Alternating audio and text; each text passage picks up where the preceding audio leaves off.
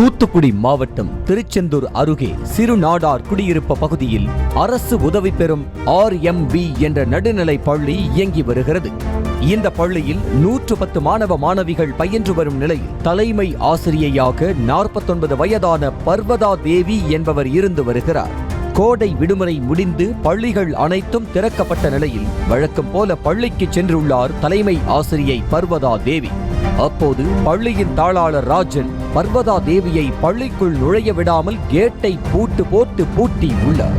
கையில் water can மற்றும் purse ஆகியவற்றை வைத்தபடி சுமார் 2 மணி நேரமாக பள்ளிக்கு வெளியே வெயிலில் காத்திருந்த தலைமை ஆசிரியை ஒரு கட்டத்தில் வெயிலின் தாக்கம் தாங்க முடியாமல் மயங்கி கீழே விழுந்தார்.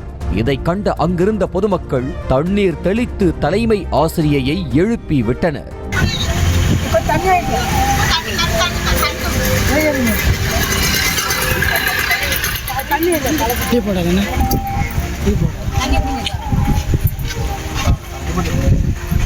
இது குறித்து பேசிய பர்வதா தேவி 30 லட்சம் ரூபாய் கொடுத்து தனது தலைமை ஆசிரியர் பணியிடத்திற்கு வேறு நபர் வர தயாராக இருப்பதாகவும் அந்த பணத்தை தந்தால்தான் தொடர்ந்து பணியாற்றலாம், இல்லை என்றால் பள்ளிக்குள் காலடி எடுத்து வைக்க முடியாது என்று தாளாளர் ராஜன் தன்னை மிரட்டியதாகவும் அதற்காகவே பள்ளிக்குள் நுழைய விடாமல் தன்னை வெளியில் நிற்க வைத்திருப்பதாகவும் குற்றம் சாட்டினார்.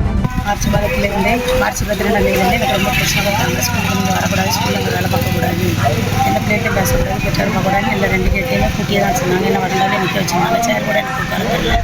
இதனால் நான் பிள்ளைங்களுக்காக தொடர்ந்து நான் வந்துட்டு 110 பிள்ளைங்க ஸ்கூலில் சேர்த்து விட்ருக்கேன். போன இந்த 2023 செப்டம்பரில் இந்த தமிழக அரசில் நல்லா சேர்ந்து வாங்கினேன். அது என்கிட்ட பணம் கட்டி ட்ரான்ஸ்ஃபர் பண்ணிகிட்டே இருந்தாங்க. 40 வச்சாச்சு, வேறு ஆள் 30 லட்சத்துக்கு நீங்கள் அதை இது கொடுத்தா மட்டும் உங்களை நான் அலோ பண்ணுவேன், அல்லது நான் கூட வெளியே தீர்வேன், உங்களை நான் எந்த இதனால பண்ணுவேன். தலைமை ஆசிரியை ஒருபுறம் மயங்கி விழுந்து தன் குற்றச்சாட்டை முன்வைத்துள்ள நிலையில் பர்வதா தேவி போன்ற ஒழுங்கீனமான மாணவர்களுக்கு தகாத பாடம் எடுக்கும் தலைமை ஆசிரியை தங்கள் பள்ளிக்கு வேண்டவே வேண்டாம் என்ற கோரிக்கையை முன்வைத்து தாளாளர் ராஜன் தூத்துக்குடி மாவட்ட ஆட்சியர் அலுவலகத்தில் புகார் மனு அளித்தார். தொடர்ந்து பேசிய ராஜன், கடந்த ஆண்டு கூட நல்லாசிரியர் விருது வாங்கிய பர்வதா தேவி கடந்த 4 மாதங்களாக செய்து வரும் செயல்கள்தான் அருவருக்கத்தக்க வகையில் உள்ளதாகவும் மகன் வயதில் உள்ள முன்னாள் பள்ளி மாணவர்களுக்கு ஆபாசமான வீடியோக்கள் அனுப்புவது, SMS-கள் அனுப்புவது, பாலியல் உறவில் ஈடுபடுவது என எல்லை மீறியதாக குற்றம் சாட்டினார். அவங்களுக்கு நல்லாசிரியர் விருது கூட கொடுத்திருந்தாங்க. இப்படி பட்டிப்பட்ட பள்ளிக்கூடத்தில் இப்போதைக்கு சில ஒரு 3-4 மாதத்துக்கு முன்னாடி எனக்கு வந்த செய்திகள் என்னென்னா, ஒரு பர்வதா தேவி மேலே ஒரு தவறான செய்திகள் கொண்டு வந்தது. என்னென்னு கேட்டிங்கன்னா, பள்ளிக்கூடத்தில் படித்த பழைய மாணவர்கள், அதாவது ஒரு 5 வருஷம் 6 வருஷத்துக்கு முன்னாடி படித்து முடித்த பழைய மாணவர்கள் கூட இவங்க தகாத உறவில் இருக்காங்க. அதாவது ஒரு மாணவர்கள் இல்லை, பல மாணவர்கள் இந்த பள்ளி மாணவர்களை சீரழித்து கொண்டு இருக்காங்கங்கிற தகவல் எனக்கு வந்துச்சு. இது சம்மந்தமாக எனக்கு வாட்ஸ்அப்பில் சில செய்திகளும் எனக்கு அனுப்பியிருந்தாங்க. இதை வச்சுட்டு நான் இந்த தலைமை ஆசிரியர் பர்வதா தேவிகிட்ட போயிட்டு, என்னம்மா இப்படி செய்தி வந்திருக்கேன், என்ன ஏது இப்படி பள்ளிக்கூடத்து பேரெல்லாம் கலங்கப்படுத்துகிற மாதிரி இப்படி செய்தி வருது, அசிங்கமான படங்கள்லாம் வருது என்னன்னு கேட்டதுக்கு, இதை நீங்கள் தான் போட்டு விட்டுட்டீங்கன்னு என்ன வாய்மொழியாக சொல்லிட்டாங்க. பள்ளியின் முன் பகுதியில் அடிக்கடி வாகனங்கள் வந்து செல்வதாகவும் அந்த நேரத்தில் மாணவர்கள் வெளியில் ஓடினால் ஏதாவது ஆபத்து ஏற்பட்டுவிடுமே என்பதற்காகவே பள்ளியில் பூட்டு போடப்பட்டிருந்தது என்ற ராஜன் பின்வாசல் வழியாக வருமாறு கூறியும் பள்ளிக்குள் வராமல் வேண்டுமென்றே வெளியில் நின்று பர்வதா தேவி பிரச்சனையை கிளப்பியதாக குற்றம் சாட்டினார். அந்த ஃப்ரெண்டு கேட்டது ரோட்டை ஒட்டி இருக்கிறதுனால எப்பவுமே மேக்சிமம் காலையில் அவசியம் பூட்டி தான் வச்சிருப்போம். ஏன்னா பள்ளிக்கூடத்தில் பிள்ளைகள் உள்ள வரும்போது யாராவது வெளியே ஓடிடக்கூடாது, ஏதாவது ஆபத்து நடந்துடக்கூடாது. ஏன்னா பஸ்ஸில் வர்ற டைமு அடிக்கடி காலையில் 9 மணிக்கு அந்த பள்ளிக்கூடம் நேரத்தில் ஏதாவது வண்டிகள் வேகமாக போயிட்டு இருக்கோங்கிறதுனால அது ஒரு ஸ்பீட் பிரேக்கர் இருந்தாலும் எதுவும் நடந்துடக்கூடாதுன்னா அந்த போது இல்லாமல் பக்கத்தில் ஒரு சைடில் ஒரு பாதை இருக்குது. அந்த பாதைக்கு தான் எல்லோரும் வருவாங்க போவாங்க. இவங்க பிரச்சனை பண்ணணுங்கிறதுக்காக அந்த இடத்த அந்த வாசல் வரவங்களோ அந்த கேட்டு முன்னாடி நின்று போராட்டம் பண்ணி பிரச்சனை கிளப்பினாங்க.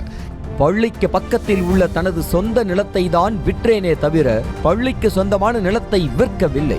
அதேபோல் 30 லட்சம் கேட்டேன் என்ற புகாரிலும் உண்மையில்லை என கூறிய ராஜன், பர்வதா தேவி ஒரு பெண் என்பதாலும் நன்கு படிக்கும் பர்வதா தேவியின் மகள்கள் எதிர்காலம் வீணாகிவிடும் என்பதாலும் தான் இத்தனை நாட்களும் அமைதியாக இருந்தேன் என்றார். இந்த பர்வதாதேவி என் மேலே கொடுத்துருக்க 30 லட்ச ரூபா கேட்டங்கிற புகார் வாங்கினது பொய்யானது.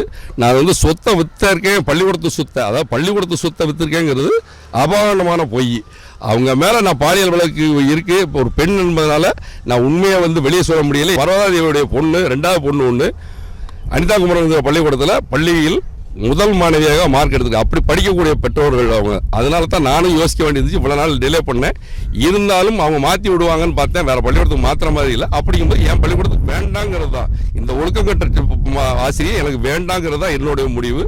இப்படி தலைமை ஆசிரியையும் தாளாளரும் மாறி மாறி குற்றம் சாட்டும் நிலையில் RMV பள்ளியில் படிக்கும் தங்கள் பிள்ளைகளின் மனநிலை மற்றும் எதிர்காலத்தை கருத்தில் கொண்டு கல்வித்துறை உயரதிகாரிகள் தீர விசாரித்து இதற்கு முற்றுப்புள்ளி வைக்க வேண்டும் என்பதே பெற்றோர்களின் எதிர்பார்ப்பு.